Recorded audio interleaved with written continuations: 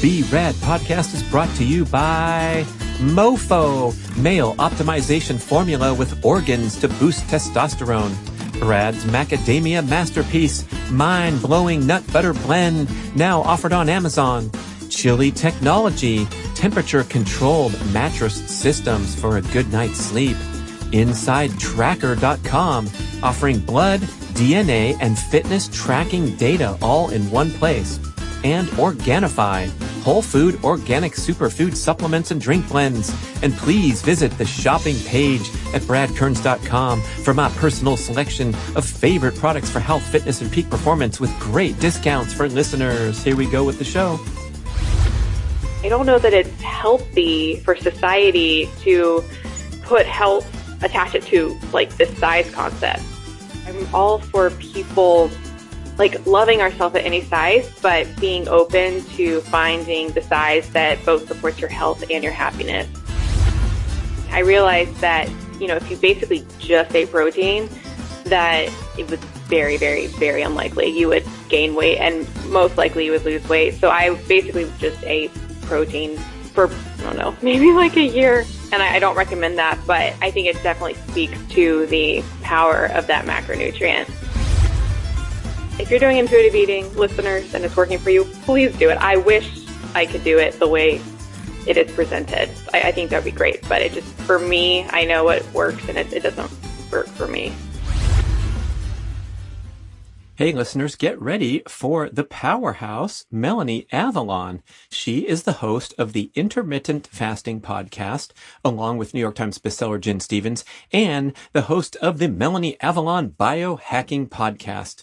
Oh my goodness, we get deep into matters of eating, fasting, macronutrient ratios, and you're going to get some surprising and really memorable insights. One of them that comes to mind is how both low carb, high fat and a high fat, low carb approach can both work as long as you choose one or the other and stay away from those addictive, hyper-palatable foods that typically combine processed sugar and fat. So Melanie will set us straight with some really deep insights about all matters of losing excess body fat in a healthy manner, picking your macronutrients and your food choices and your eating windows wisely. And of course, we get finished with a little bit of biohacking stuff where she's talking about some interesting tidbits about making further breakthroughs and especially addressing the controversy about whether excess protein is dangerous and can restrict lifespan or increase risk of cancer. I think you're going to be illuminated by her commentary when you realize high fat, low carb, or low fat, high carb, the wars of the vegan versus the carnivore, primal paleo, ongoing forever and ever. But guess what the common theme is? And that's the emphasis on protein. And you'll see how that is really effective, not only for fat loss, but for health and for satiety. A great show with fast-moving insights from Melanie Avalon. Go check her out at the Intermittent Fasting podcast and the Melanie Avalon Biohacking podcast. Melanie Avalon, I'm so excited to talk to you. We had our enthusiastic email introduction from other parties. I'm like, heck yeah, bring this girl on. How interesting, fascinating. You're all over the place, but mostly known, I suppose, as the expert in intermittent fasting and biohacking. Listeners, this girl is a powerhouse. She's got 2 podcasts, right? The Melanie Avalon the Intermittent Fasting podcast and the Melanie Avalon Biohacking podcast. So push pause for a second, go subscribe to both of those shows. And now we get her directly to hear what's all about. Thank you so much for joining me. Well, thank you so much for having me. And it's very exciting to talk to you because I've heard you in my head for so long. I want to say that you are one of the best audiobook narrators, in my opinion. And I listen to a lot of audiobooks. Like, you're incredible. Oh my gosh. Thank you for that compliment. I'm going to excerpt your little quip there and send it to the audio engineers who look at me through the glass going, dude, what the F are you doing? None of these words are on the script. What are you talking about? Because I figure if you're going to download an audiobook, I know you can read the exact book. I'm not going to be a robot and read it. Anyone can do that. So I have a tendency in the studio to go, you get what I'm saying here, people? It's kind of like when you're driving to McDonald's, like, I'm just making something up and then I go, okay, back to the script. Here we go. It's hard to stick to the script in life sometimes. No, it cracks me up. And I want to read along with you to see like what you're adding and what is actually in the text. Well, that's the poor guy's job. He has to make these little marks every time there's something that's not in the text. And okay, at least someone appreciates me. Thank you, Melanie. I do.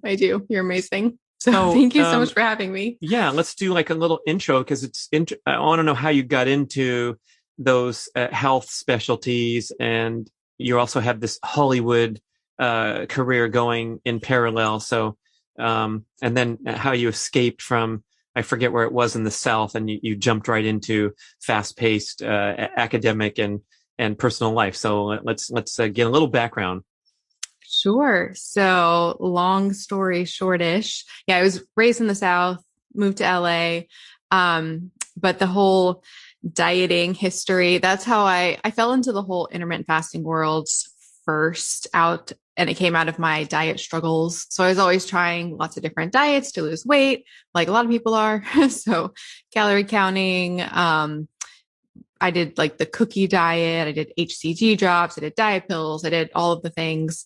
And then when I first tried low carb, that was the first time that something actually was effective. And then on top of that, I wasn't just losing weight. I experienced all these other health benefits that I did not anticipate. And then I became very intrigued and I was like, what is happening here? So I got really obsessed with the science of diet. And I first tried intermittent fasting as also an experiment. I was going to try it for 1 week, and this was about a decade ago. And I just never stopped because it was like that incredible. I started right from the get-go with the 1 meal a day approach. So I just was like, I'm not going to eat all day and then I'll eat a huge dinner. And here we are now, like 10 years later. And then the third part of my dietary triad, I guess, was I found the Paleo Diet after reading Rob Wolf's book, The Paleo Solution. And that was kind of like the final piece of the puzzle with really finding the diet that works for me. My big thing is that there's no one right diet for everybody, but I originally self-published a book just to provide a resource for people because I would get so many questions all the time. Because intermittent fasting is a lot more popular now, but when I was doing it, nobody really knew what it was. So when I brought it up, people were very skeptical. So I was like, I'll just write a book and then I'll just give them the book when they have questions. So that was that. And then I started the podcast. I started the Intermittent Fasting podcast with my co-host, and she also had a book about intermittent fasting. So that was a great way to really like get out there. And ultimately started the Melanie Avalon Biohacking podcast because I started going on all the tangent health rabbit holes after having my own health challenges. And I just wanted a platform to, all these books that I'm reading anyways, bring that to more people and interview the authors. And it's really wonderful. I'm really happy with everything. You made it through all that frustration, confusion, struggles, which I'm sounding lighthearted, but for real, it's a really bad deal. And I'm especially pleased to be talking to a female expert because it helps to bring that new perspective in. And it seems like it's a real challenge with the societal forces, the cultural forces, the measuring, judging voices that we hear in the outside world that you can often succumb to. I believe you were heading to Hollywood to pursue the career in front of the camera. Is that right? Yes. Yeah. So basically you show up here. I mean, it's cliche. Everyone knows these stories from the country girl heading to the big city, but you're very much measured and judged by your appearance. And so I'm wondering if you want to share, how did that go hand in hand with what you describe as dietary struggles? I'm thinking you're not one of these reformed, obese people that lost 150 pounds, but more so trying to optimize and trying to get to that highest level where you get the part and someone else doesn't, Yeah, you really touched on so many things. I get that question a lot. Like, were you ever overweight or obese. And I was never overweight by conventional standard, like the standard, the BMI. I was never overweight BMI. But like you said, there is definitely a huge societal pressure, and especially in LA, a big pressure to be camera ready and to be a certain weight. And my camera diet- ready. I love that. That's a great line. Yes. Oh yes. I'm trying to be camera ready these days. Yeah. I'm no dessert for It's me. a I'm term. going for camera ready. Yeah. I mean, it's typically used, where have I heard that line before? We need camera ready art for the ad campaign. Right. Now we're applying it to people. Whew. Oh, I've never heard it applied to art. This is so interesting. Camera ready. Yeah. Yeah. Camera ready. So, to be camera ready, I honestly, all of those diets really were in pursuit of the camera readiness, and they were very restrictive and not fulfilling. And when I starting low carb and then starting intermittent fasting was just so eye-opening, because I finally could eat without restriction and not have all of that restrictive behavior, but still, I mean, made massive improvements in how I perceive my body. And I'm very much obsessed with the concept of body image. And because I know right now there's the whole health at any size. And I'm really intrigued by it, because I wish is it health at any size? I wish instead that it was like love yourself at any size instead, because I think a lot of people can get locked. People might be unhealthy with their size and actually unhealthy, like metabolically unhealthy, and, following a diet that's not working for them, and probably feel really trapped in their bodies. I know even though I was never crazy overweight, I felt trapped in my body as far as like sugar cravings and hunger and inflammation and brain fog and all of that. So I don't know that it's healthy for society to put health, attach it to like this size concept. Like I'm all for people like loving ourselves at any size, but being open to finding the size that both supports your health and your happiness. I know it's like controversial, but I think some people get like, they might be unhappy with the body that they're at, and they feel like they have to accept that because of culture today. When really they might be happier and healthier if they made changes. That's a little bit controversial. Yes, you've navigated a very controversial issue. I appreciate that perspective a lot. It's so sensitive that you almost can't open your mouth without getting slapped from one direction or another, unless you're Joe Rogan and you're all powerful. And I've heard him say on his show on this very topic, like, if those people just get off their ass and quit being so lazy and all those kind of things. And then we have to reflect on Gary Taub's great book, Why We Get Fat, and his takeaway quote that gluttony and sloth are not the causes of obesity. They are the symptoms. So people with metabolic dysfunction, however you got there, whether you have some genetic predispositions or adverse dietary practices, you are going to be someone who is too tired to exercise and too hungry to stick to the diet that eliminates the foods that we don't want to eat. And so I think we have to have more compassion for people who are suffering from metabolic dysfunction. And it's not as simple as getting your ass off the couch and eating less food. Even though it is, we're going to have to back into that with healthy lifestyle practices. But boy, I think it's kind of a reactionary position to say healthy at any size, when if you're not healthy, you're not healthy, and you better wake up and take a look at this rather than cruise into, seat number 14A because someone's reserving it for you because we don't want to be politically incorrect or, judgmental or whatever. Yeah, exactly. Actually, I just had Gary on my show as well. He's amazing. I loved his new book about the keto diet. But yeah, like a metaphor I just thought of, or simile, I guess it depends how I phrase it. Don't ask me. I'm just a writer. It's like, so it's a simile. It's like, if there was a prison, and like this prison was being unhealthy, it's like if you were stuck in that prison because you're in an unhealthy state, but you're being told, no, you're healthy at any size. Like there is no prison. That would be very confusing and very frustrating because you might feel like there's nothing to do. Like I think it takes away some of that, like the action that you can take to make, to make changes. Yeah. So. I mean, same with when people say everything in moderation. I like to fire back wise ass comment. This is a quote from Mark Twain: everything in moderation, including moderation.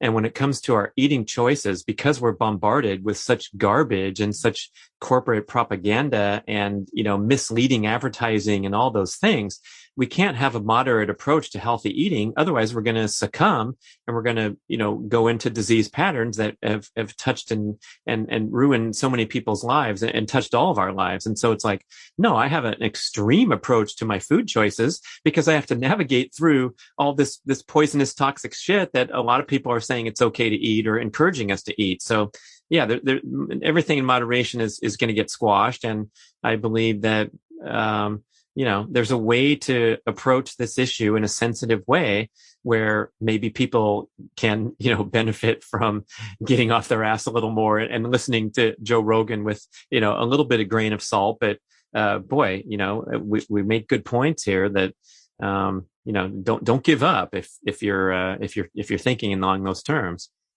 Yeah, you're speaking to my heart. Because I do think there are different personality types, and I personally am an extremist. So I don't do so well with moderation anyways. And I know some people do better with moderation, but that aside, like our processed foods that we have today, seeing as how they are basically genetically engineered to, trick our brain into wanting more. I think it's really hard if people feel like they have to be able to engage with them in a moderationist approach. If we're gonna continue walking on tiptoes, like with the intuitive eating movement, I think I'm all for intuitive eating. I think it's really hard for a lot of people with today's food, and I don't know that I could intuitively eat like a lot of things. Like I just don't. I don't know if that means I'm bad at intuitive eating, or if it just means that certain foods you can't really be intuitive with because they're not working with your body intuitively. So yes. Yeah.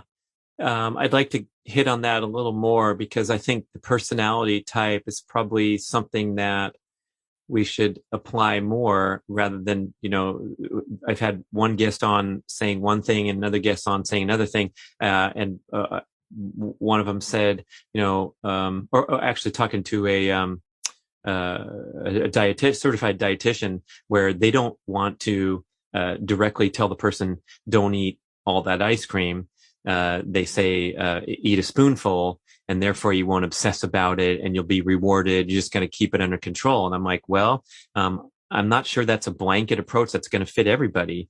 One of my shows, Melanie, is called The Fatty Popcorn Boy Saga. And it's a story about me where I started making bowls of popcorn at night for fun and celebration. I think visiting family and holiday times. And here's another bowl, and I drizzle lemon flavored olive oil on it. It's fantastic. And so it went from a celebratory treat to a regular fixture in my evening routine because I was starting to build a habit in the wrong direction. And all of a sudden I discovered a higher number on the scale than, my reference point is my driver's license. I've had the same weight for 30 years or whatever. And all of a sudden it's like, wait, that's not me. What's going on here? And so you can go down this slippery slope, especially with the hyper-palatable addictive foods, to the extent that maybe the suggestion to just enjoy one spoonful of ice cream a night, that might work for 23.8% of the population. It might be a disaster for you and I and another 25% who, need to have more discipline and structure to where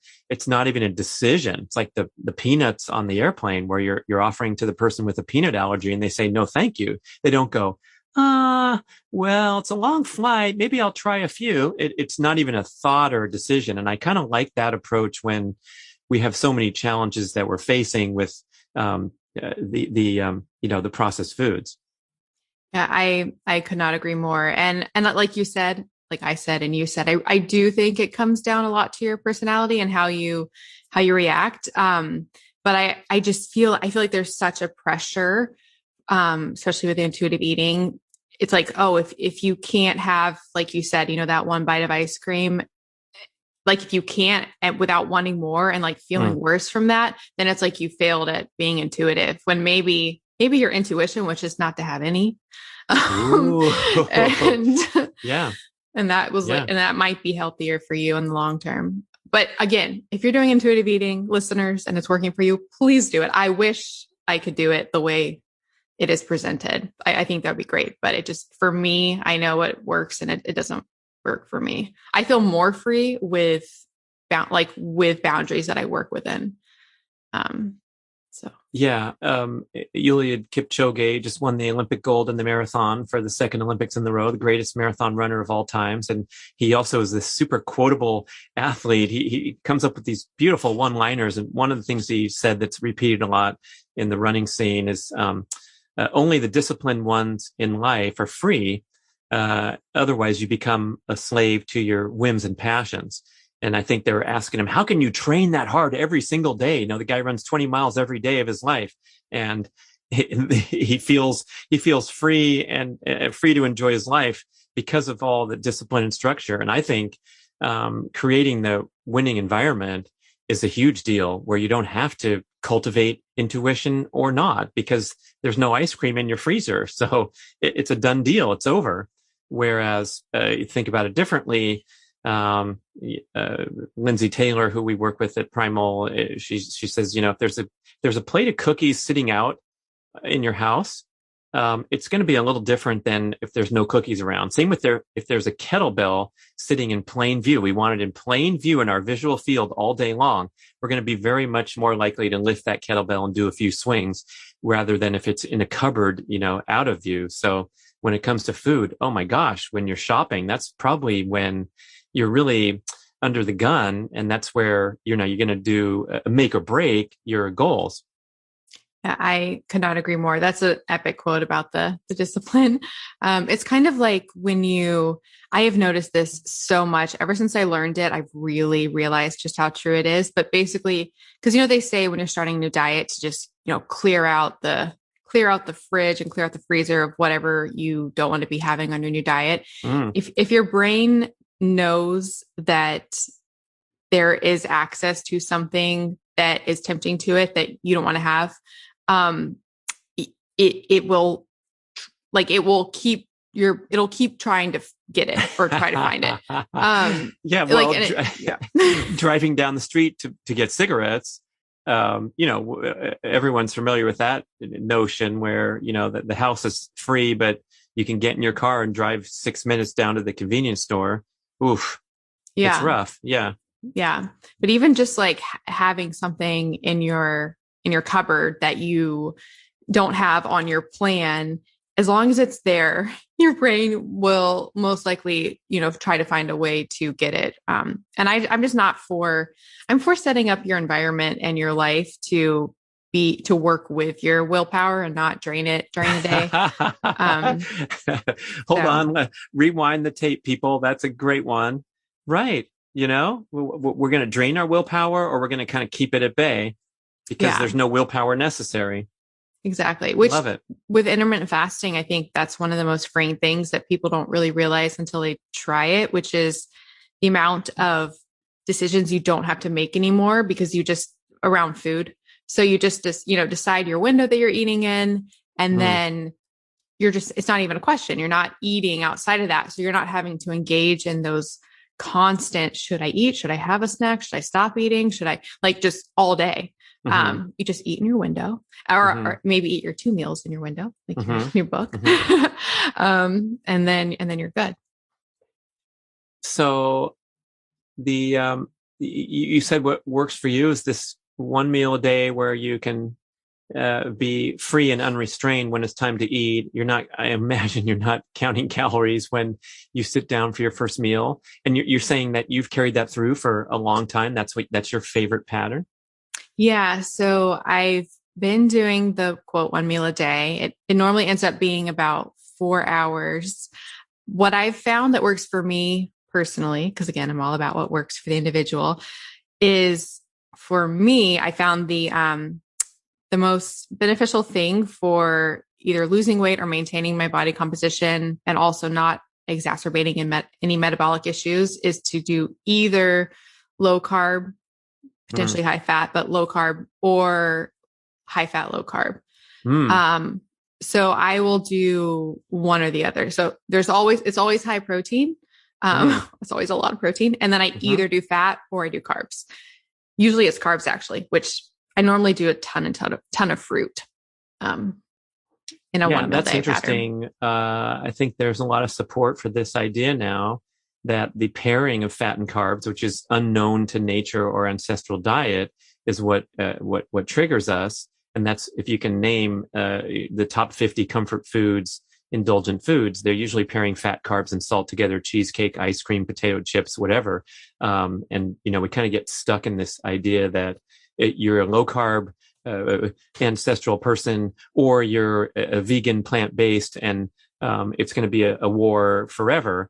But what you just said, I think, kind of hopefully will put a lot of people at ease who are wondering, who's right and who's wrong and who's smarter than the other person. But making one or the other choice, you're going to get that satiety that you are looking for mostly from the protein, and then perhaps from enjoying a ton of fruit. It's, at a certain point, you're not going to overeat on fruit, nor are you going to overeat on high fat, completely savory treats. But boy, putting them together with the blueberry cheesecake, that could be a whole different story. Yeah. And I've thought about this a lot, especially because on the Intermittent Fasting podcast, we get so many questions from listeners who a lot of them are doing low carb or keto and fasting, and they're terrified of carbs. Like, they think that the only way that they can lose weight or maintain their weight is being low carb. And I think one of the biggest kind of mind blown moments or like mind blown paradigm shifts to think about is, if you're eating low fat, and I say it so like nervously, but I just think like low fat in the paleo keto world is kind of frowned upon. But if you're eating low fat, high protein with carbs, especially in a fasting window, like the potential for fat storage actually isn't that huge. So protein doesn't easily become fat. It's it's mostly used for building our bodies. And then if it's turned into some fuel, maybe like gluconeogenesis, some glucose there, it's rarely turned into fat. Carbs, are first going to fill up our glycogen stores. So that's a big sink for them. And then after that, they can be turned to fat, but it's a very small percent relative to like the potential for it, at least in the clinical trials on it. So like the carb to fat, like, because people will say, oh, excess carbs turn to fat. They do, but it's not as much that as you just store the fat that you're eating with the carbs. So if you're actually doing like a low fat, high protein, high carb diet, especially in a fasting window, I actually find it's pretty hard. It would be hard to gain fat doing that. And if anything, you might lose weight. And I think a lot of our listeners will be doing, low carb for so long. And then we present this idea and then they try it and are very surprised. They're very surprised at the results. I mean, the good results. Yeah. This is pretty heavy stuff, Melanie. You're on the cutting edge here. And I'm wondering if there's anyone out there who's recoiling a little from this crazy idea that high carbs are not going to be stored as fat. I think it's a good time now to open up the umbrella that covers everything over here, really nicely described by Dr. Herman Poncer in his new book, Burn. And I had a couple interviews with him. The second interview being a full-length devil's advocate, hammering on this guy to make sure he knew what he was talking about. It's, look, this is my life's work, people. The science doesn't lie. We know how many calories people burn. But the amazing takeaway insight from his life's work, his research, Duke University evolutionary anthropologist, is that human calorie burning is constrained. We burn around the same number of calories each day, whether we exercise or not, end quote. And so if that's the case, then whatever calories you eat, it really is whether you're going to eat more or burn more and eat too much. and whether it's carbs or fat is completely irrelevant. And he mentioned this guy on the Twinkie diet. I don't know if you've heard of that, but he was an actual scientist guy who said, here's how much I weigh, and here's how many Twinkies I'm going to eat. And he, recorded everything, and he lost a ton of weight because he only ate 4 Twinkies a day. And so he had this caloric deficit, not saying it's healthy, not saying it's recommended, but it does put into light, or it kind of negates some of this crazy, hip commentary that there's a way to hack this that's away from actual metabolic science. And so what you're saying is accurate, period. And if you don't like that, people, maybe try eating in a narrow eating window and having a bunch of fruit, and you'd be surprised at your results. Well, actually, can I tell you what I think is also related to this? What I think is one of the other most mind-blowing things and misconceptions in the low carb world about Bring all it, of this. girl. So people often in the low carb world think, we know that fat doesn't elicit a huge insulin response. So the thought from that is, okay, fat doesn't release insulin, so I can have a lot of fat and I won't gain weight from it. When really, I think the reason it doesn't elicit a huge insulin response is because it is so easily stored without insulin. So the complete opposite takeaway that you could have extracted from this fact is that eating fat is actually very easily stored as fat, not the opposite. And I just think that's one of the biggest paradigm shifts for low carb, the low carb world. Dr. Kate Shanahan says that anything you eat will elicit some insulin response. We know that protein stimulates insulin and also stimulates glucagon, so you don't have the insulin spike as much as eating straight carbs.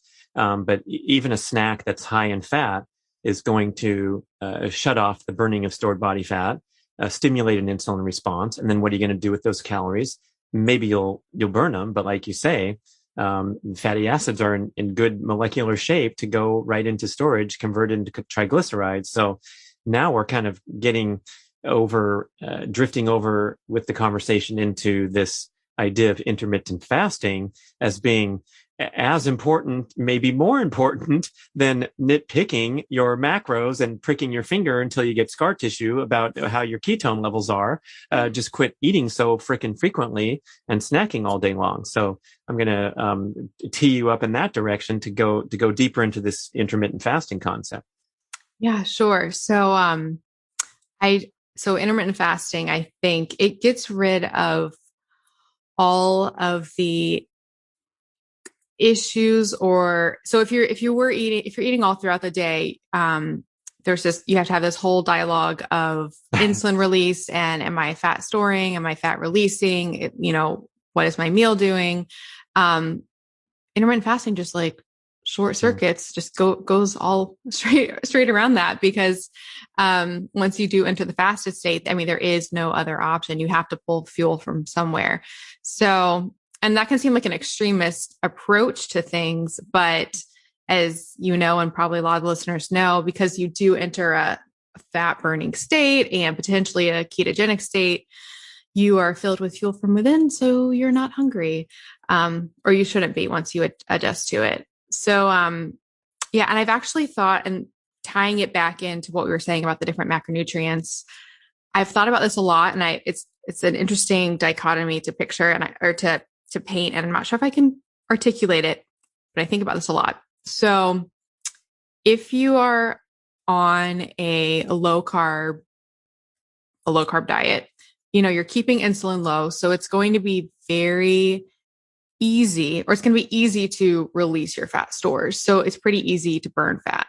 But then, as mentioned, with the fat storage potential of fat, and fat being a really easy macronutrient to store, I think it's actually at the same time very, very easy to store fat from your meals, because fat is easily stored. So easy to burn fat, but also easy to store fat. On the flip side, with like a high carb diet, a high carb, low fat diet coupled with fasting, so it's going to be less easy to burn fat, because you might because of the carbs, keeping your storage in storage. But then when you eat, as we mentioned with those macros, it's actually unlikely to store fat from it. So you have a situation now where maybe it's less likely to burn fat, but also less likely to store fat. I don't know if this is a dichotomy worth contemplating, but I actually contemplate it a lot. And I think you can get the best of both worlds by either doing low carb, but not going super, if you're wanting to lose weight, going low carb, but not going super crazy high fat. So now you're in the fat burning mode, but you don't have to worry as much about the fat storage from the fat. Or with the high carb, low fat approach, you're not going to easily store fat from eating. So coupling it with fasting, now you're getting your fat burning potential from there. So that's why I think that the fasting for a lot of people, the higher carb approach can actually work pretty well. Higher carb, lower fat. It was meandery. I think about this a lot though. Yeah, there are a couple of follow-ups. And one of them is that we weather a fair amount of opposition from the female voice that the fasting can be a little trouble, or the intermittent, the window, due to female hormonal patterns, striving for reproductive fitness, our number one biological drive, especially fit females. And so I've seen some direct commentary saying, don't try this if you're a fit female. I wonder if you've kind of been hit with some of those objections to the recommendation to spend a lot of time fasted. Yes, a lot of questions.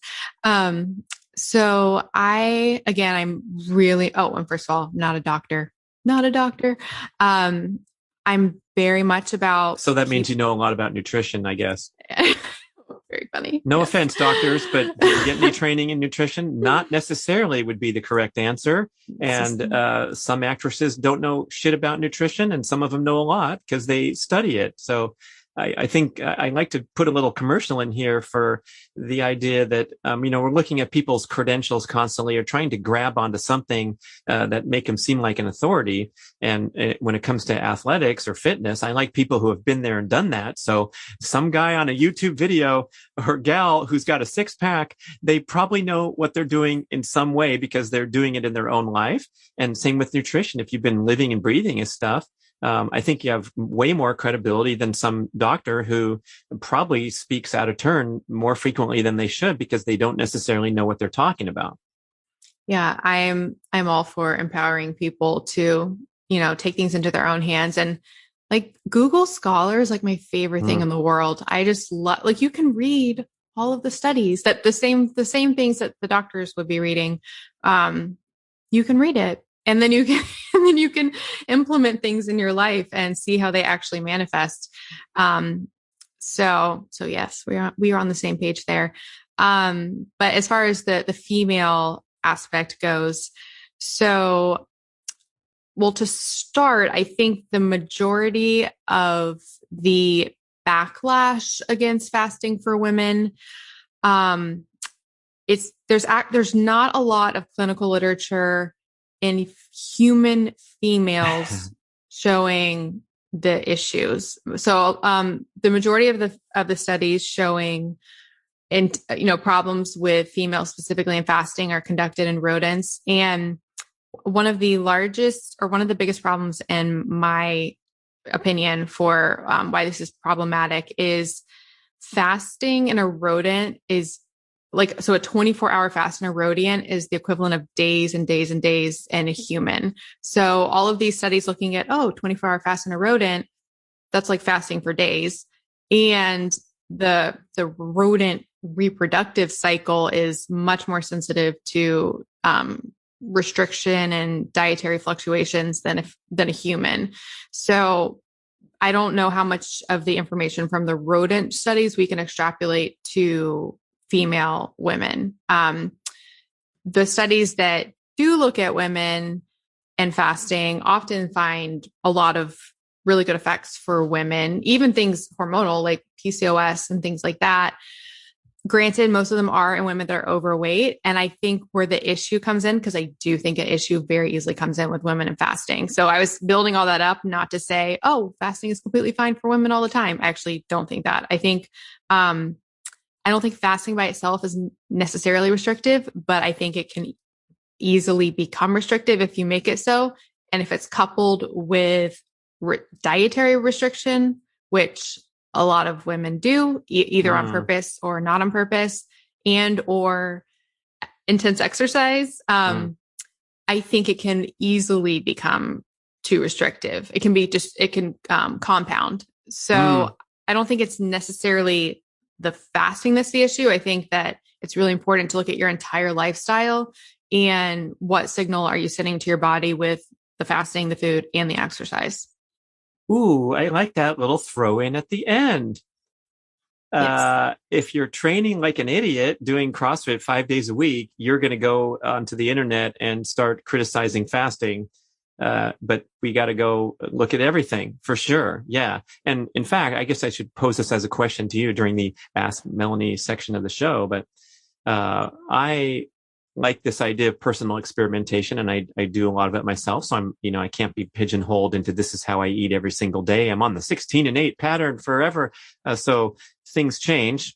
And I kind of, adding up these compounding, like you call it, where I'm trying to do these super ambitious sprinting and jumping workouts that are really strenuous. So that's one, if you're counting. Number two, I'm in the older age groups now, which I kind of refuse to believe, but then I acknowledge when I get home and feel fried after pushing myself too hard in the workout. So I'm in the older age group. I'm trying to do crazy workouts, and I eat really cleanly. I don't, mess around with overeating and whatnot. So perhaps my carbohydrate intake is on the low side, and my caloric intake is on the optimal side. But at times, if you're talking about fasting window, eating the cleanest foods, the most calorically efficient foods, and trying to do crazy stuff and being older age group, my insight at one point was like, what if I came home and, stuffed the blender full of an incredible smoothie with all kinds of calories, carbs, protein, fat, whatever it is, in the interest of recovering? And so maybe there's not too many people in this category that have too many stress factors, because we know that fasting is a stressor in itself, and the body has to kick in stress hormones into the bloodstream to liberate energy into the bloodstream and all that great stuff. And that's all fine and dandy. If you're sitting at work, you're going to be concentrating and feeling great.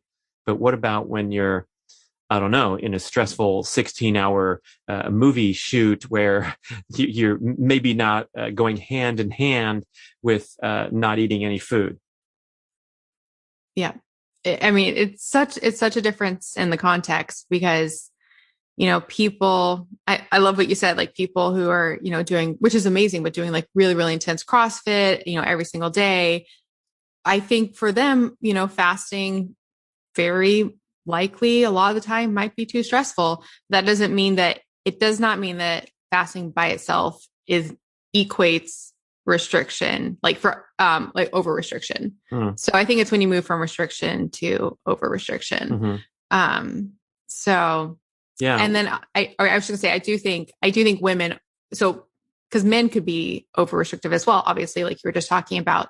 I do think that said, when you hit that over restrictive paradigm or like way of being, that women's bodies are more sensitive to it hormonally. So message to the females listening who are at their optimal body composition. Are they in a different category, decision-making category, or something where we don't want to get lower than necessary body fat and throw off reproductive function or other downstream thyroid? Everyone talks about the thyroid slowing down. What do you think about that? So so is the question, like, if you're optimal, is it safe to fast, or does fasting, I think if you're at your, the body that you want to be at, you want to maintain, it's optimal, you can, yes, you can 100% find a fasting window that works for you. And if it's a situation, which might be a small one. I mean, it might be 12 hours, right? Right. So Yeah, it I might, get you. it might be, you might need a longer window. You might need to eat more in a shorter window. Like I'm not actively losing weight. I just maintain my weight. I still eat usually and have been eating like a 4 hour window, but I eat a lot in that window. So you really just have to look at yourself. If the question is there a body composition where you just can't fast? I mean, I think if you're underweight to the point of being like where you actively need to gain weight, that might be an exception. Sure. It also seems like if you are carrying excess body fat, you're frustrated with your past efforts to remove that excess body fat. Maybe you have a different set of decision-making parameters than someone who is at optimal body fat, where there's not going to be this intuitive backdoor answer to be like, sure, don't fast that long because you're cranky in the morning if you don't eat a huge sugary breakfast. I mean, that's probably a safe assumption to say, look, if you need to get rid of excess body fat, let's throw these tools into place.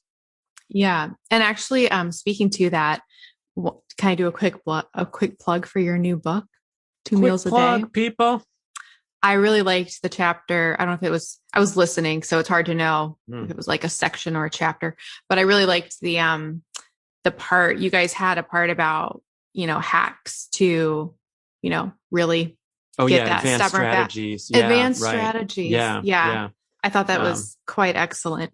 And I thought it was great because it's things that might be perceived, to stay in the controversial waters, things that might be perceived as culturally, too restrictive or too extreme. But I think these are very valid tools that we can use to, depending on what your goals are and what you want. I don't think there's anything wrong with desiring a certain body composition and, utilizing smart tool. Like there are healthy ways. Well, there are healthy advanced strategy ways to get there compared to just completely unhealthy lifestyle approaches that just might wreck you. So I appreciated that section. Thank you. Appreciate that. If you're listening carefully, you notice, especially when you're talking about the dichotomies and the different things, the common theme running through is that emphasis on protein. So I'd love to touch on that, especially with your results and experience tiptoeing on both sides of the tightrope, but always having protein as the fixture. Yes, protein is my obsession. I actually yesterday interviewed Dr. David Minkoff. He wrote a book called The Perfect Protein, I think. And it was my first, I've had Dr. Ted Naiman on the show, and we went deep in protein there. But the show this week was like the deepest of deep dives into amino acids and protein. And it was really, really excellent. But I just think I am haunted. Oh, going back to the dichotomy, I am haunted. I'm haunted because on the one hand, there are a lot of advocates of low protein diets for health and longevity, particularly in the vegan world and even the fasting world, like Dr. Valter Longo. And then on the flip side, we have people who are very, very pro protein. It haunts me. But my thoughts on the matter are, when it comes to the different macronutrients, especially body composition, weight loss, health, so many things, like protein is the magic macronutrient for that. It's what builds your body. It's highest correlation to satiety. Has a good thermogenic effect. So you're burning more calories eating it than the other macronutrients. So lower protein intakes are correlated to longevity up until a certain age. But then once you hit a certain age, that correlation disappears and you actually need higher protein intakes, which I think is very telling for the role that it's doing in our bodies. So especially since when our bodies are aging, the fact that we now need more protein, I think is pretty telling. But I do think that diets aside, focusing on protein is, in my opinion, probably the place to focus. I do think that for the longevity aspect, because people will say you should do low protein because it doesn't stimulate mTOR as much and it's anti-aging. But I think you can get those benefits if you combine it with fasting, for example, because then you're going into a period of no mTOR during the day. And also mitigating things like IGF-1. So I'm a fan of protein. Yeah, I love it. Your opinion here is supported by many of the world's leading experts. I particularly appreciate how there's been some backlash against this black and white thinking of saying eat less protein, downregulate these growth factors. If you're not familiar with IGF-1 or mTOR, these are the stated agents that if you overstimulate them by stuffing your face with too much food your whole life, it's going to increase your risk for cancer and unregulated cell growth. But now we're coming to our senses a little bit more, saying, look, we know that getting minimal protein is absolutely essential, and dabbling in restricting protein is going to turn you into a mess. You're going to be cranky, emaciated, experiencing intense cravings for high protein foods. This is from Dr. Chris Kresser spreading this message that we don't want to go mess around with low protein diet. And then when we talk about getting as much as we need or more, there's a lot of benefits toward pushing that number, like Dr. Ted says so well too, the protein to energy ratio in the diet. For one thing, it's difficult to overconsume protein because, I don't know, raise your hand if you've ever eaten too many omelets and feel terrible at the breakfast bar, or had 2 steaks and then I wish I wouldn't have that third. No, it's so satiating that you're going to eat just as much as you need. And if you're getting plenty, what you just mentioned of turning on and off those growth factors, that's the secret to longevity. You can listen to Dr. Peter Attia go deep on this matter, but mTOR and IGF-1 are not all the way around bad guys, nor is insulin. And this is what helps us preserve muscle mass. I took a great quote from Rob Wolf interview where he said, hey, if you want to live longer, it's looking now that you want to lift more weights and eat more protein, rather than walk around weak and emaciated. And people tease, the long-term vegans of looking like they're shriveled up and about to blow away in the wind. I don't need to be, dramatic here. But this is a big one for many people who are maybe feeling a little confused about people, blanket statement that you don't want to eat too much protein or big dangers occur. Oh, and finally, since I'm rambling so long, Melanie's having a lunch over there, a high protein thing, but the thermic effect of protein has been measured at 25%, which means 25% of the protein calories you consume go toward digesting that protein. So again, you're not going to overeat protein and get yourself into a bind of gaining weight or anything like that, because it's so essential to the body. Sisson says don't even count it in your calorie count because it's sort of irrelevant to your fat loss goals, or if you are tracking macros. Yeah, actually, and I'm not promoting this, and I'm a little bit embarrassed to admit it, but probably the first, like the biggest weight loss chunk I experienced was when I had during my dietary experimentation days, but being low carb and after fasting, I realized that, if you basically just ate protein, that it was very, very, very unlikely you would gain weight, and most likely you would lose weight. So I basically just ate protein for, I don't know, maybe like a year. And I don't recommend that, but I think it definitely speaks to the power of that macronutrient. It's also kind of like the alcohol macronutrient. People often think that, you gain weight from alcohol, but you're not gaining weight from alcohol. Alcohol doesn't become fat. Like it just doesn't. So right. You're gaining weight from whatever you ate with that. Yeah. Quick lesson. Alcohol is burned immediately. It doesn't convert to anything. It's immediately burned. Otherwise you're going to die. Right. And so what happens is it puts the burning of all the other calories on hold, such that, especially removing it from the bloodstream. So you're going to get a drop in blood sugar, and you're going to crave the pizza and the other things that are going to cause you to gain weight from your alcohol habit, or a mixed drink where you're consuming the carbohydrates. Those can't be burned because the margarita has to be burned first. And so where they're going to go, they're going to get stored as fat. Yeah, exactly. So, Back to your secret commentary that a high protein diet works for fat loss. I think it's important to talk straight about these things because, to me, clearly that's the most effective strategy to drop excess body fat and do it quickly and efficiently. And I think that's why, a lot of the reason why the carnivore diet has exploded in popularity is it's by default a very high protein, high nutrient density, high satiety diet, which you have no problem sticking to, and the fat is going to melt off like no other diet.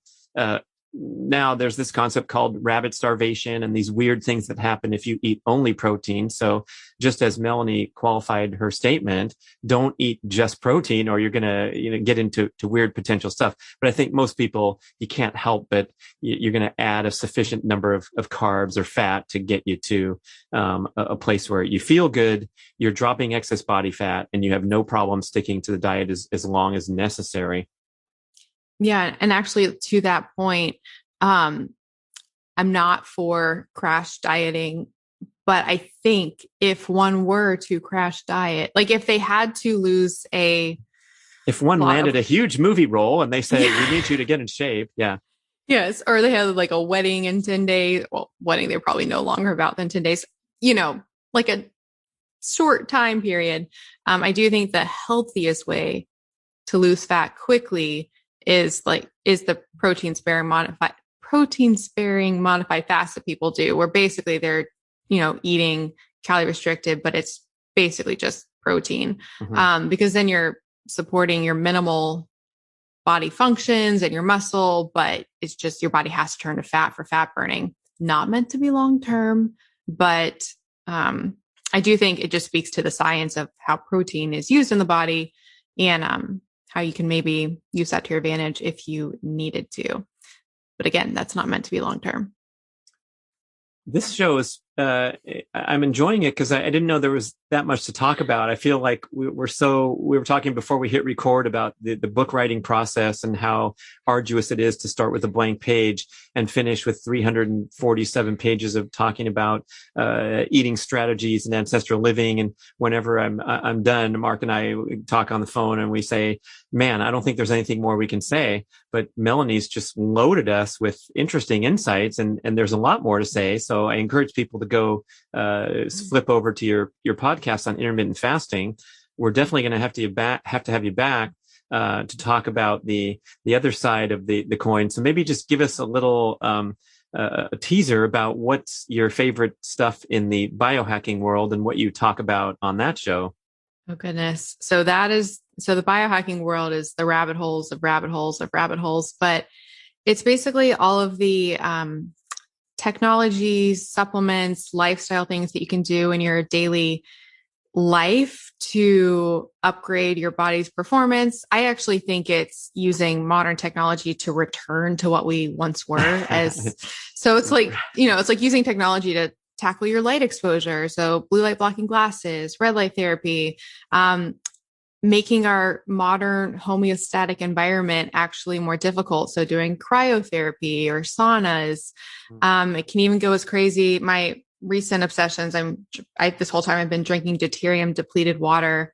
That is a rabbit hole to go on. It's either like the most important thing ever or not, but I think it might be the most important thing ever.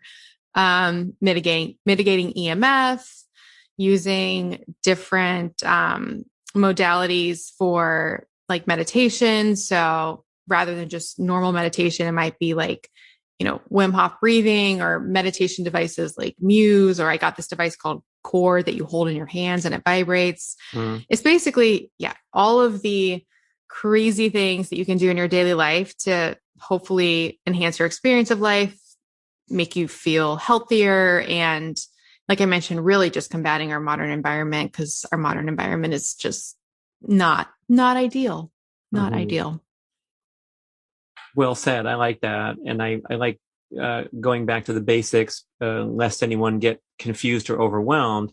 And so before you go into your red light box or your sauna or your chest freezer, let's make sure that like these big picture items that are so easy to just transition away from, but we're still blasting our eyeballs, with light late at night. Maybe reading an interesting article about the benefits of red light therapy for mitochondria. But in my own personal life, I'm really trying to if I can just put some rules into place that give me a fighting chance to go pursuing rabbit hole optimization things, that's what's fun. And I know you and I are both fans of people like Ben Greenfield and Peter Attia and people pushing out on the cutting edge.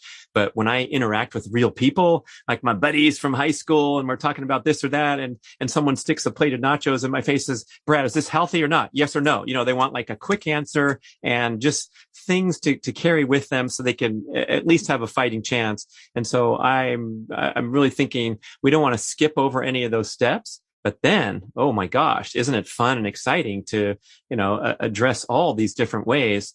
And I've never quite heard it put that way where, we think about this concept of becoming superhuman and having incredible energy, but it's really like all you want us to do is get back to general baseline human expectation rather than being a sorry ass modern human that's getting bombarded with all this stuff that's compromising our energy. Yeah, I just think we as human beings, like we have all of the potential and the energy and the joy and the love all inside of us.